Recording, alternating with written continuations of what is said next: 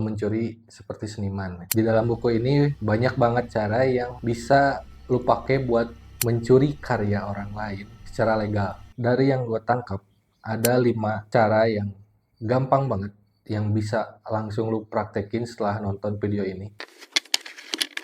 Yang pertama, lu harus mencuri karya dari banyak orang, jangan dari satu orang. Karena kalau misalkan lu cuma niru dari satu orang, itu namanya plagiat. Tapi kalau lu niru dari 100 atau lebih banyak lagi kreator atau seniman, itu disebutnya riset. Jadi, di dunia ini nggak ada karya yang benar-benar orisinil, 100% buatan sendiri, itu nggak ada.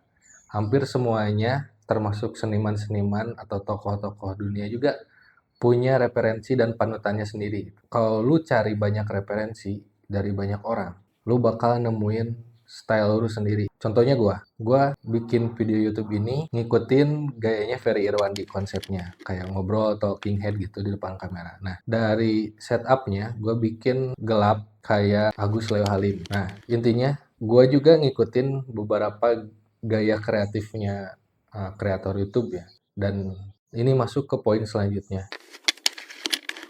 Manfaatin kegagalan lu. Contohnya gua. Di sini gue ngikutin Agus Leo Halim. Tapi karena ruangan gua terbatas dan stand lighting gua nggak cocok buat ditaruh di atas gua gitu. Jadilah gua nggak bisa 100% ngikutin Agus Leo Halim.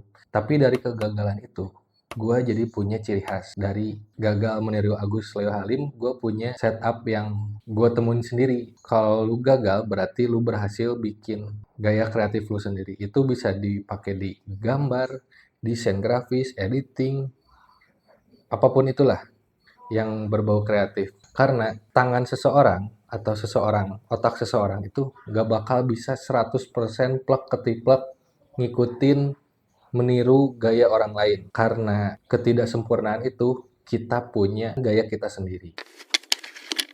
Ngomongin masalah meniru di buku ini, itu ngejelasin kalau maksud mencuri itu adalah mencuri mindset, bukan benar-benar cuma mencuri karyanya doang, tapi mencuri kenapa dia ngelukis ini, kenapa dia ngedesain gayanya seperti ini, kenapa ngedit videonya kayak gini. Nah, itu lu harus cari tahu biar lu tahu alasan kenapa si kreator itu membuat karyanya. Jadi jangan cuma karyanya aja yang diliatin, tapi bener-bener isi kepala si senimannya, si kreatornya itu lu harus tahu gitu, dan lu bisa curi itu. Jadi yang dicuri itu sudut pandang si kreator melihat karyanya.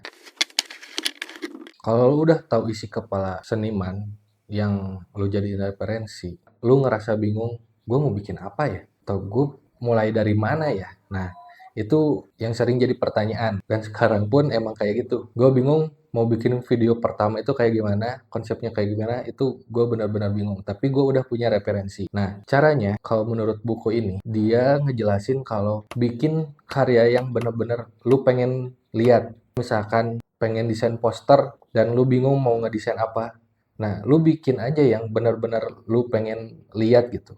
Jadi lu bikin suatu karya yang cuma lu doang yang bisa menikmati. Nah, dari situ kalau lu udah coba bikin karyanya, lu bakal ngeliat ciri khas gaya kreatif lu di situ. Jadi kalau bingung, bikin sesuatu yang pengen lu nikmatin sendiri.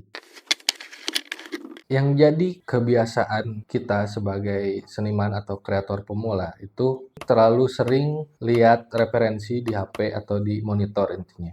Itu nggak salah. Tapi kalau kelamaan itu malah bikin otak lu jenuh dan nggak bisa mikir kreatif. Jadi kalau menurut buku ini sarannya lu harus jauh-jauh dari monitor, lu jauhin HP, lu jauhin Google, lu jauhin Instagram, sosmed, segala macam. Cobain nggak lihat layar, nggak lihat monitor dalam beberapa waktu, dan coba lu main keluar, banyakin lihat pemandangan, atau lu main ke museum kayak, atau lihat billboard di jalan desainnya, atau lu lihat apapun lah yang ada di alam ini, di kehidupan lu. Asal jangan lihat monitor. Kalau lu cari referensi, otomatis yang ditampilin di sosial media atau di internet itu karya-karya yang bagus-bagus. Dan kalau gua sendiri itu malah ngerasa jadi insecure, kayak gue bisa nggak ya bikin kayak gini, gue takut nggak bisa kayak gini.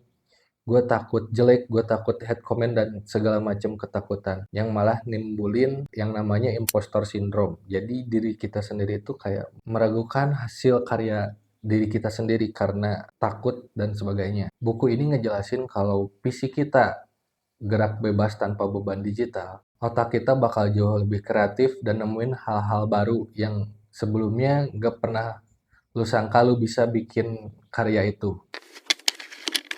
Gue nggak berharap orang-orang setuju dengan pendapat gue. Gue nggak berharap video ini disukain banyak orang. Gue cuma pengen mulai aja karya yang udah bertahun-tahun gue rencanain dan baru bisa terlaksana hari ini. Kalau lu rasa video ini bermanfaat, bisa lu like, bisa lu komen, atau lu nggak setuju sama pendapat gue, silahkan tulis pendapat lu di komentar ini. Biar video ini jadi tempat sharing atau diskusi hal-hal baru. Yang bahkan bisa jadi gara-gara lu nggak setuju, bisa jadi gue dapat pencerahan. Orang lain dapat pencerahan dengan pendapat lu. Sekian, terima kasih.